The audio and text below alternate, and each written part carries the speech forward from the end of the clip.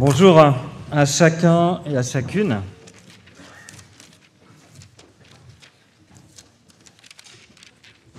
Alors nous continuons notre parcours dans l'évangile de Jean. Et la semaine passée, je ne sais pas si vous vous souvenez, nous avons entendu Jésus qui disait « Je suis la lumière du monde ». Et dans ce chapitre, Jean expliquait ce que ça voulait dire que d'être la lumière du monde. Et en fait, dans ce chapitre 9, c'est un peu comme Jean disait « Je vous ai dit ce que c'était, et maintenant, laissez-moi vous montrer ce que cela fait ». Et en fait, il va nous montrer qu'est-ce que ça fait, le fait que Jésus soit la lumière du monde au travers des réactions de 3 groupes de personnes. Avec les disciples, il va d'abord nous parler de la condition humaine. Avec les pharisiens, il va nous parler de l'aveuglement spirituel, parce que la lumière est venue dans le monde, elle a brillé dans les mondes, mais les ténèbres ne l'ont pas reçue. Et puis avec l'aveugle, il va nous parler de ce que Jésus veut réellement faire dans nos vies. Parce que partout où il est reçu, il donne le droit de devenir enfant de Dieu. Et je vous propose de lire le chapitre 9 de l'évangile de Jean.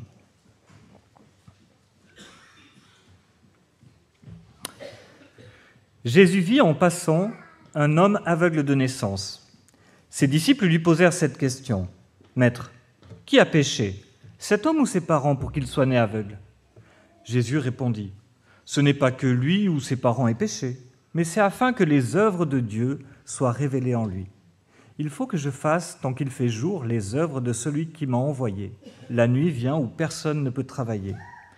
Pendant que je suis dans le monde, je suis la lumière du monde. » Après avoir dit cela, il cracha par terre et fit de la boue avec sa salive.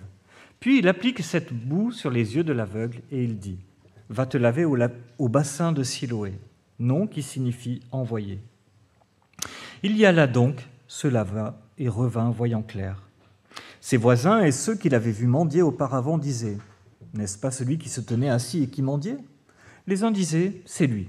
Les autres disaient « Non, mais il lui ressemble ». Mais lui affirmait « C'est bien moi ». Ils lui dirent donc « Comment donc tes yeux ont-ils été ouverts ?» Il répondit « L'homme qu'on appelle Jésus a fait de la boue, l'a appliqué sur mes yeux, et il m'a dit « Va au bassin de Siloé et lave-toi ». J'y suis donc allé, je me suis lavé et j'ai pu voir. Ils lui dirent « Où est cet homme ?» Il répondit « Je ne sais pas ». Ils le menèrent vers les pharisiens, l'homme qui avait été aveugle. Or, c'était le jour de sabbat que Jésus avait fait la boue et lui avait ouvert les yeux. À leur tour, les pharisiens lui demandèrent comment il avait pu voir. Il leur dit « Il a appliqué de la boue sur mes yeux, je me suis lavé et je vois. » Là-dessus, quelques-uns des pharisiens disaient « Cet homme ne vient pas de Dieu, car il ne respecte pas le sabbat. » Mais d'autres disaient « Comment un homme pécheur peut-il faire de signes miraculeux ?» Et il y eut une division parmi eux. Ils dirent encore à l'aveugle « Toi, que dis-tu de lui, puisqu'il t'a ouvert les yeux ?» Il répondit « C'est un prophète. » Les Juifs ne voulaient pas croire qu'il avait été aveugle et qu'il voyait désormais, avant d'avoir fait venir ses parents. Ils les interrogèrent en disant « Est-ce bien votre fils que vous dites né aveugle ? Comment se fait-il donc qu'il voit maintenant ?» Ses parents répondirent « Nous savons bien que c'est notre fils et qu'il est né aveugle, mais nous ne savons pas comment il se fait qu'il voit maintenant, ni qui lui a ouvert les yeux. Interrogez-le lui-même, il est assez grand pour parler de ce qui le concerne. » Ses parents disaient cela parce qu'ils avaient peur des chefs juifs. En effet, ceux-ci avaient déjà décidé d'exclure de la synagogue ceux qui reconnaîtraient Jésus comme le Messie. Voilà pourquoi ses parents dirent « Il est assez grand, interrogez-le lui-même. » Les pharisiens appelèrent une seconde fois l'homme qui avait été aveugle et lui dirent « Rends gloire à Dieu, nous savons que cet homme est un pécheur. » Il répondit « S'il est un pécheur, je n'en sais rien. Je sais une chose, c'est que j'étais aveugle et maintenant je vois. » Ils lui dirent de nouveau « Que t'a-t-il fait ? Comment t'a-t-il ouvert les yeux ?» Il leur répondit « Je vous l'ai déjà dit et vous n'avez pas écouté. Pourquoi voulez-vous l'entendre encore ? Voulez-vous, vous aussi, devenir ses disciples ?» Ils l'insultèrent. Ils dirent « C'est toi qui es son disciple. Nous sommes les disciples de Moïse, car nous savons que Dieu a parlé à Moïse. Mais celui-ci, nous ne savons pas d'où il est. » Cet homme leur répondit « Voilà qui est étonnant. Vous ne savez pas d'où il est et pourtant il m'a ouvert les yeux. Nous savons que Dieu n'exauce pas les pécheurs, mais qu'en revanche, si quelqu'un l'honore, fait sa volonté, il l'exauce. Jamais encore on a entendu dire que quelqu'un avait ouvert les yeux d'un aveugle-né. Si cet homme ne venait pas de Dieu, il ne pourrait rien faire. » Ils lui répondirent « Tu es né tout entier dans le péché, et tu nous enseignes. » Et ils le chassèrent. Jésus apprit qu'ils l'avaient chassé. L'ayant rencontré, il lui dit « Crois-tu au Fils de Dieu ?» Il répondit « Et qui est-il, Seigneur, afin que je croie en lui ?»« Tu l'as vu, lui dit-il, Jésus, et celui qui te parle, c'est lui. » Alors il lui dit « Je crois, Seigneur. » Et il se prosterna devant lui. Puis Jésus dit « Je suis venu dans le monde pour un jugement, pour que ceux qui ne voient pas voient, pour que ceux qui voient deviennent aveugles. » Quelques pharisiens qui étaient avec lui entendirent ces paroles et dirent « Nous aussi, nous sommes aveugles. » Jésus leur répondit « Si vous étiez aveugles, vous n'auriez pas de péché. Mais en réalité, vous dites « Nous voyons. » Ainsi donc, votre péché reste. Je propose de reparcourir ce texte, et déjà avec les disciples. Jésus et les disciples voient un homme qui souffre, un homme qui est aveugle depuis sa naissance. Et tout de suite, leur question est « Qui a péché ? Pourquoi cet homme est aveugle ? Qui a péché ? C'est lui ou ses parents ?» Et lorsqu'on souffre, ou lorsqu'on rencontre quelqu'un qui souffre, très vite vient la question du « pourquoi ?» Pourquoi cette tragédie ? Pourquoi suis-je seul ? Pourquoi suis-je insatisfait ? Pourquoi est-ce que cela m'est arrivé ? Pourquoi moi ? Si nous posons la question du pourquoi, c'est parce qu'au fond de nous, il y a quelque chose qui nous dit qu'il y a un lien entre la justice et la souffrance. Et nous avons cette idée que les bonnes actions avec les bonnes intentions sont le bon chemin vers le bonheur, vers la quiétude, la paix, la prospérité, la tranquillité.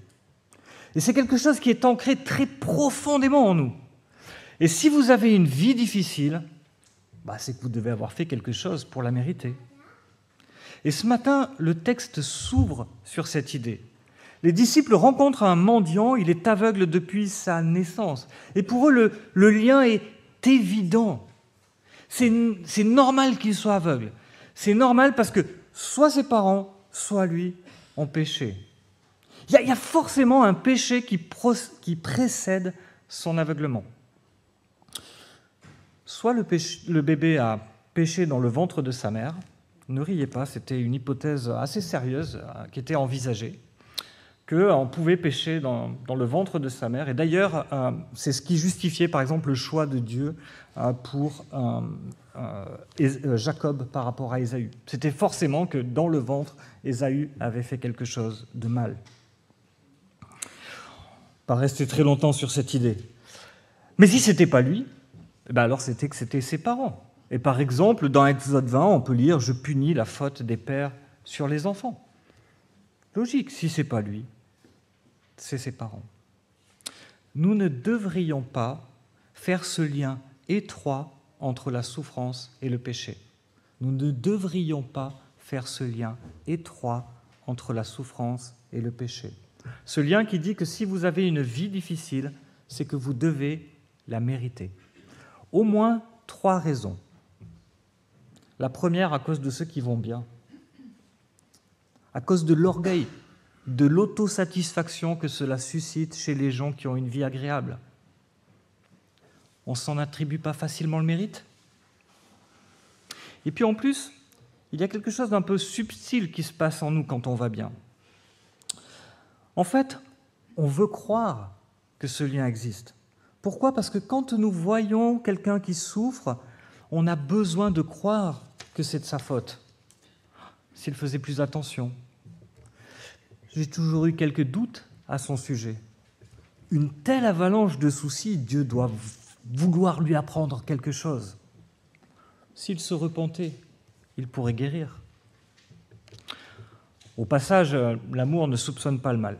Et si nous avons ce genre de pensée, nous devrions peut-être être les premiers à nous repentir. Mais pourquoi est-ce que nous les avons ?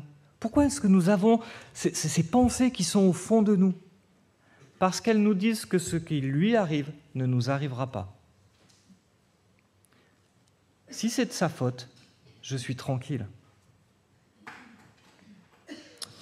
Mais les arbres ne pêchent pas et ils meurent. La création tout entière est contaminée par le mal et nous sommes à la fois coupables et victimes du mal. La deuxième raison, c'est que c'est faux. et qu'en plus c'est terriblement cruel pour ceux qui souffrent. C'est vrai, la Bible fait un lien général entre le mal et la souffrance. Et heureusement, parce que c'est notre espérance, en fait. Imaginez qu'on puisse dire qu'il y ait de la souffrance sans mal. Le paradis n'existerait pas, en fait. Nous savons qu'au ciel, il n'y aura pas de mal, pas de souffrance, pas de deuil, de quelque ordre qu'elle soit, pas de maladie, etc. Bien évidemment que le mal est toujours lié à la souffrance, et la souffrance est toujours liée au mal. C'est pas ça que Jésus nie. Ce qu'il nie, c'est le lien étroit que font les disciples entre un péché, entre mon péché et ma souffrance. Et en fait, il rejette ça de manière très claire. Ce n'est ni cet homme qui a péché, ni ses parents. Il ne dit pas que ni l'un ni l'autre n'ont pas péché. Nous sommes tous pécheurs et Jésus le sait.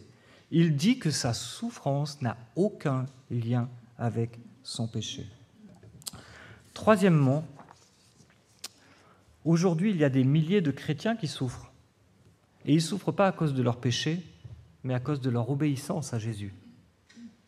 Ça va de la bête moquerie au fait de manquer des opportunités dans le travail, d'être rejeté par sa famille, ça va jusqu'à la persécution et même la mort.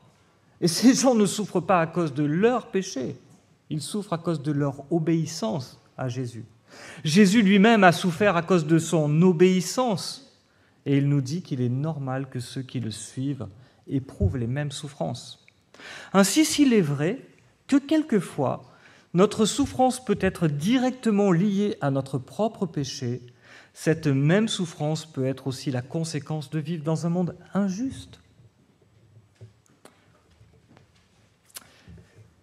Comprendre le fait que la souffrance est la conséquence du péché, mais pas forcément de notre péché, nous protège de deux choses. Cela nous protège de la colère et cela nous protège de l'apitoiement. Quand une mauvaise chose nous arrive, nous n'avons pas à nous mettre en colère contre Dieu. Parce que nous savons que Dieu a créé un monde parfait, un monde sans souffrance, et que c'est parce que nous sommes détournés de Dieu que nous souffrons. Notre péché a des conséquences sur ceux qui nous entourent, et nous n'avons pas à nous en prendre à Dieu. Si l'humanité souffre, c'est à cause de son péché. Mais ça nous protège aussi de l'apitoiement, du repli sur nous-mêmes. Tout est de ma faute. Je suis vraiment trop nul. Ma situation est désespérée. Elle est sans espoir. Jamais je ne pourrai m'en sortir. En fait, nous devrions nous tourner vers Jésus et écouter ce qu'il nous dit. Pourquoi cet homme est aveugle ? Parce que Dieu a des projets. Pourquoi cet homme est aveugle ? Parce que Dieu a des projets. La cécité de cet homme n'est ni due à son péché, ni à celui de ses parents, mais pour que les œuvres de Dieu soient révélées en lui. Je crois que je l'ai déjà raconté, mais c'est pas grave, je vais le refaire. C'est l'histoire d'une dame. Cette dame est très respectée dans son église, parce qu'elle est extrêmement dévouée et extrêmement bienveillante. Les deux en même temps, c'est plutôt rare. On peut être très facilement très dévoué, on peut être très facilement très bienveillant, mais les deux en même temps, c'est souvent quelque chose qui est difficile. Les gens dévoués sont des fois pas très bienveillants envers ceux qui ne le sont pas, et les gens bienveillants sont des fois pas très dévoués à se mettre au travail. Mais cette dame est exceptionnelle et tout le monde le reconnaît dans son église. Mais voilà qu'un jour, cette dame a un cancer. Et ce cancer progresse très rapidement. Quelques semaines plus tard, elle est hospitalisée et quelques semaines plus tard, elle meurt à l'hôpital dans beaucoup de souffrance. Et toute l'Église est dans l'incompréhension. Les enfants sont même plutôt en colère contre Dieu. Et puis ils vont à l'hôpital, ils vont chercher ses affaires qu'elle avait. Et juste avant de partir de l'hôpital, ils repassent dans la chambre de leur maman.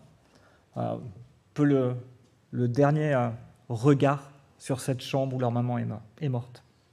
Et là, il y a une dame qui est là. Et cette dame les accueille et elle leur dit « Mais je suis tellement heureuse que vous soyez là.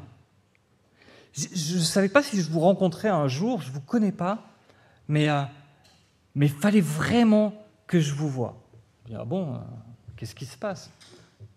Elle dit « Vous ne savez pas, mais votre maman a changé ma vie, en fait. Votre maman, je l'ai détestée.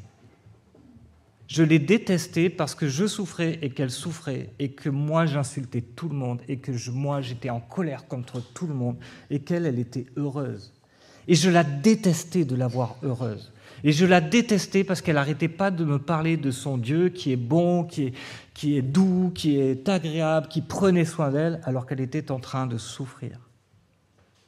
Et je me suis battu avec elle. Je me suis battu avec colère avec elle. Jusqu'à ce qu'elle me gagne. Jusqu'à ce que je fasse connaissance avec son Dieu. Jusqu'à ce que je comprenne l'amour de son Dieu. Jusqu'à ce que je voie la foi immense qu'elle avait en son Dieu. Et votre maman, par son cancer, elle m'a sauvé. Paul le dit de manière très simple dans sa lettre aux Romains. Tout concourt au bien de ceux qui aiment Dieu. Et dans tout, il y a tout. Voilà ce que les disciples doivent apprendre lorsqu'ils sont confrontés à la souffrance. Et peut-être que vous ne saurez jamais, peut-être que vous n'aurez pas la joie, comme cette femme ou ses enfants, de voir la souffrance porter du fruit. Mais dans la souffrance, Dieu est toujours à l'œuvre. Ici, il guérit les yeux physiques en montrant qu'il y a quelque chose de plus profond qu'il veut guérir. Autrement dit, le but ultime de Jésus n'est pas de résoudre les problèmes de notre vie matérielle, mais de résoudre notre problème spirituel avec Dieu. Ce qu'il veut guérir, c'est notre aveuglement spirituel. Et c'est ce que nous découvrons avec les pharisiens. C'est quoi d'être aveugle spirituellement ? Imaginez un jeune homme, il a 18 ans. Il est en train de remplir son dossier sur Parcoursup. Vous savez, c'est le truc qu'on remplit avec plein de questions, et puis un jour, une université peut-être vous prendra. Et dans ce dossier Parcoursup, il a 150 établissements qui sont devant lui. Et toutes ces écoles se présentent avec leurs débouchés potentiels. En faisant un master chez nous, vous pourrez diriger le service juridique d'une grande entreprise. Si vous suivez notre cursus, vous pourrez prétendre à travailler dans un cabinet ministériel. 90% des étudiants qui suivent notre cursus exercent un poste à responsabilité dans l'industrie. Venez chez nous. Et puis de l'autre côté, il y a les exigences. Mention bien au bac ou plus. Plus de 17 de moyenne générale est exigée. Il vous faut une recommandation de votre établissement scolaire pour suivre cette formation. Et là, ce jeune homme, vous savez ce qu'il fait ? Il repense à ses années au collège, au lycée, où il se disait « les mathématiques, ça ne sert à rien ». Non, mais donnez-moi une seule fois où je vais utiliser Thalès dans ma vie. Une seule fois. Le latin ? Non, mais pourquoi faire ? C'est une langue tellement inutile qu'il n'y a même personne qui la parle. Il était aveugle, et maintenant il voit. L'aveuglement, ici, c'est un manque de connaissance, un manque de sagesse. Un deuxième exemple. J'avais une quinzaine d'années. Avec un ami, on avait décidé de descendre de chez mes parents jusqu'à Privas en vélo. C'est une dizaine de kilomètres, et ça descend bien. Il y a 350, 400 mètres de dénivelé. Pas besoin de beaucoup forcer, ça roule. Enfin, en tout cas, au moins dans un sens. Et on est parti à toute allure, lui devant moi, et là, il a filé, et puis, bien sûr, sans casque. Et alors que j'entrais dans un virage en serrant un peu à gauche, une voiture rentrait dans le même virage dans l'autre sens en serrant un peu à gauche. Et je me suis retrouvé face à elle. Je ne sais pas vraiment si je l'ai touchée ou pas, mais j'ai bien volé. Et puis je me suis retrouvé dans le bas-fossé, et puis voilà, on regarde un peu. Voilà, ça va, je suis remonté sur le vélo, je suis repris un peu plus doucement. J'arrive à Privas, et juste à l'entrée de Privas, vous franchissez le panneau, il y a une pharmacie. Et puis j'avais un peu de sang quand même qui dégoulinait. J'ouvre la porte, et la pharmacienne fait ah !» J'étais aveugle, et j'ai vu. J'avais l'arcade complètement ouverte, j'étais ouvert sur tout le crâne, ça saignait de partout, etc. J'ai vu à quoi servait un casque. J'ai vu ma bêtise idiote de croire qu'à moi, ça ne m'arriverait jamais. Jésus illumine nos ténèbres. Sa lumière expose nos cœurs à sa réalité, à la réalité. Ultimement, la lumière de Jésus nous révèle que nous croyons être vivants, mais que nous sommes morts spirituellement. Lorsque nous regardons l'injustice, le malheur dans ce monde, nous sommes sans espoir. Lorsque nous regardons nos propres déchirements, nous sommes sans solution. L'homme est aveugle. Il est aveugle depuis sa naissance et sans espoir.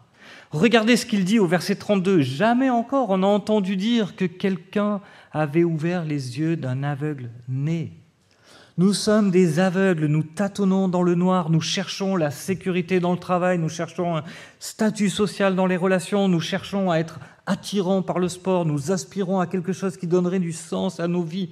Et tout ça, c'est être aveugle. Regardez les pharisiens, dans leur grande sagesse, on leur amène un aveugle. Dire, oh, eux, ils vont bien comprendre ce qui se passe. Ils ont tellement appris, ils ont tellement travaillé, ils connaissent tellement bien les Écritures. Et voici ce qu'ils leur disent. Nous, on sait que Jésus est un pécheur. Waouh, pas mal. L'homme leur dit, moi, je ne sais pas s'il est pécheur, mais il y a une chose que je sais. J'étais aveugle et maintenant je vois. Alors il lui demande, mais comment il a fait ? Mais je vous l'ai déjà dit. Vous voulez que j'aille le chercher ? Peut-être que vous voulez devenir ses disciples. Et il l'insulte. Nous sommes les disciples de Moïse. Dieu a parlé à Moïse. Lui, on ne sait même pas d'où il vient. Chaque affirmation est la marque de leur aveuglement.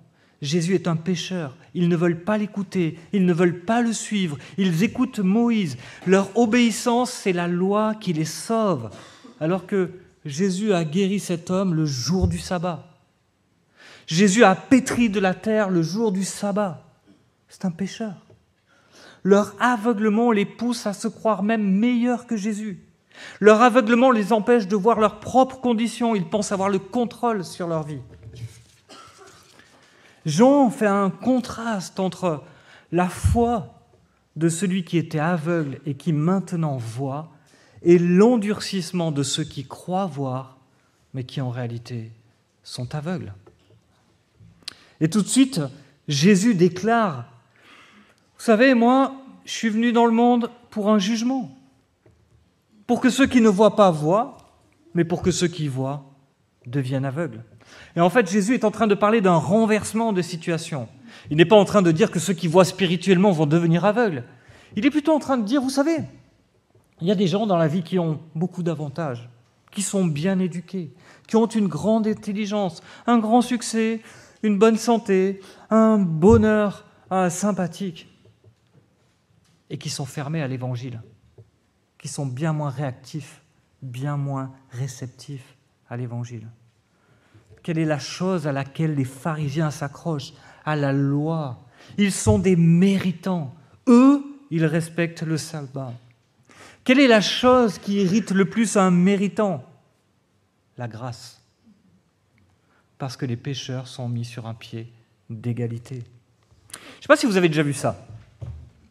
On organise une petite course entre enfants et il y a plusieurs... Vous savez, il y en a qui sont super motivés. En fait, ça fait des jours qu'ils s'entraînent pour cette course. Et le jour de la course, ils sont à fond, ils ont les super baskets, l'équipement sportif, tout va bien. Puis il y a les autres, ils courent parce qu'il faut courir, quoi. Il y a ceux qui rouspètent déjà dès le 3e mètre. Non, c'est pas juste, il a des chaussures qui courent plus vite. Il y a ceux qui courent parce qu'on leur dit que sinon ils seront privés de dessert. Mais bon, et à la fin de la course, l'arbitre, dans un geste de grande bonté, dit « Bravo, tout le monde a gagné !»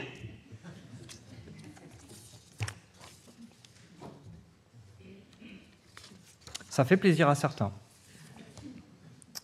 Un pharisien, c'est quelqu'un qui a réussi.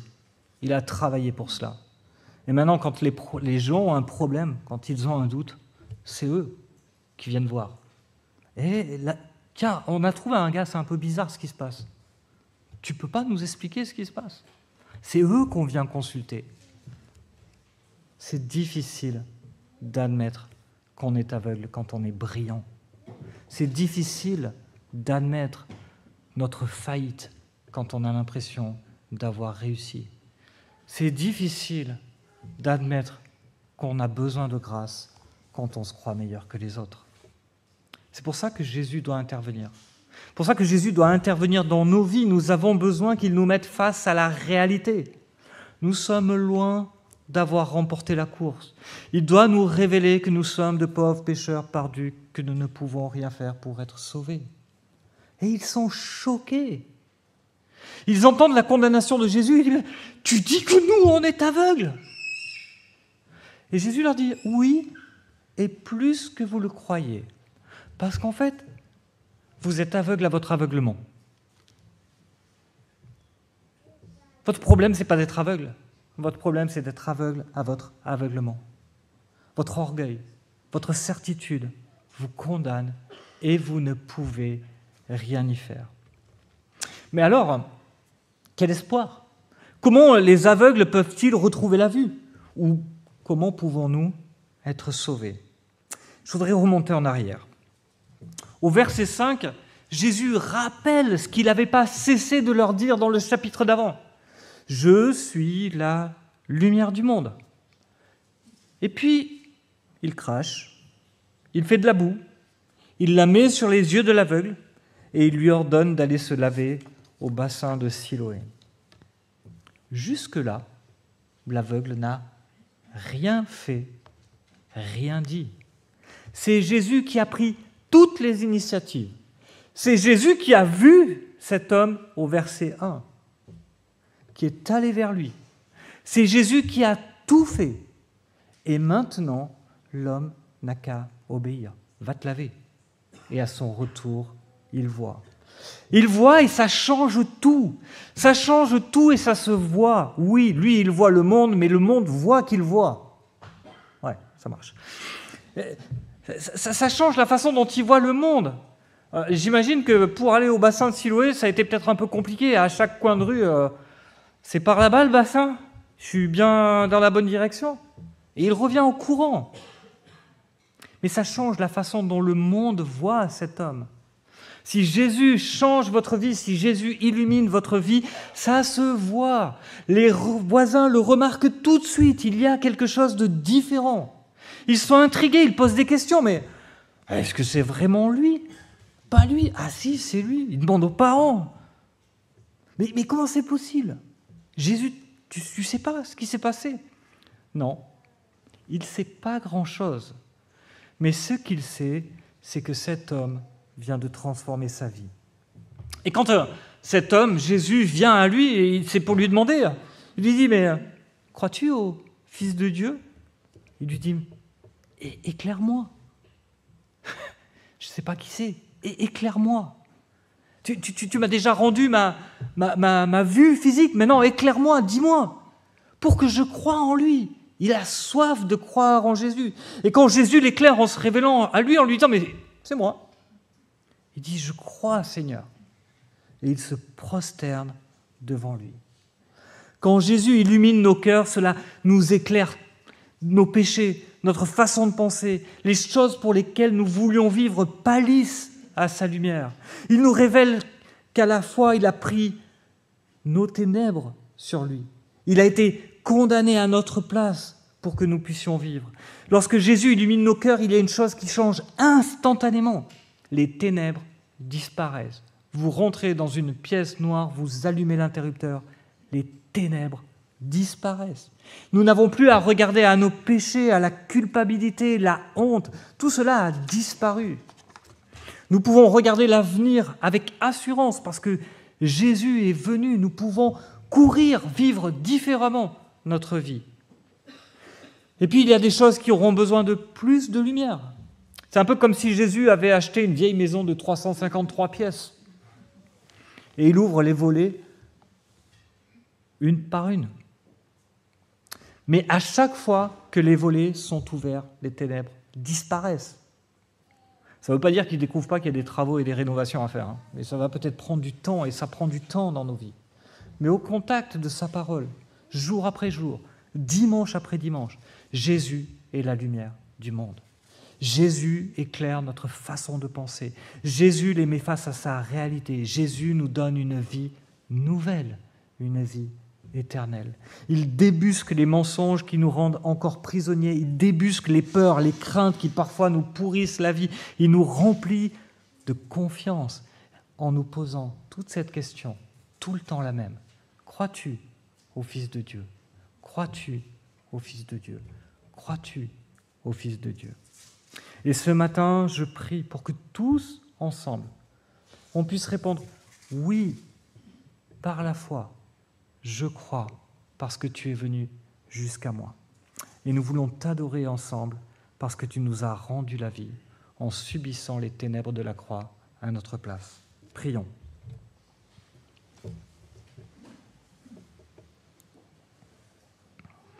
Oui, Seigneur, nous voulons te remercier parce que tu es venu jusqu'à nous et tu as illuminé les ténèbres de nos vies. Nous voyons le monde de manière totalement différente.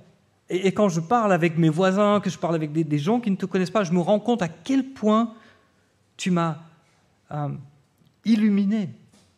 Où les choses qui leur font peur, leurs inquiétudes, leurs craintes, tout ça ne nous concerne pas. Parce que tu es Seigneur de notre vie. Parce que tu as fait de nous tes enfants dont tu prends soin. Parce que tu nous as transformés depuis l'intérieur. Alors bien sûr, il y a encore des choses que tu veux révéler, que tu veux mettre à ta lumière, que tu veux transformer. Mais déjà, notre vie est tellement différente. Merci Seigneur parce que tu es la lumière du monde. Merci parce que tu as pris l'initiative de venir sur cette terre. Merci parce que par ton esprit, tu t'es approché de nous. Par ton esprit, tu t'es révélé à nous. Merci parce que cela change tout. Et Seigneur, nous voulons te consacrer nos vies. Nous voulons te reconnaître comme Seigneur, comme étant notre Maître, que nous voulons suivre sur cette nouvelle voie que tu éclaires. Continue de nous transformer jour après jour par ta parole. Au nom de Christ. Amen.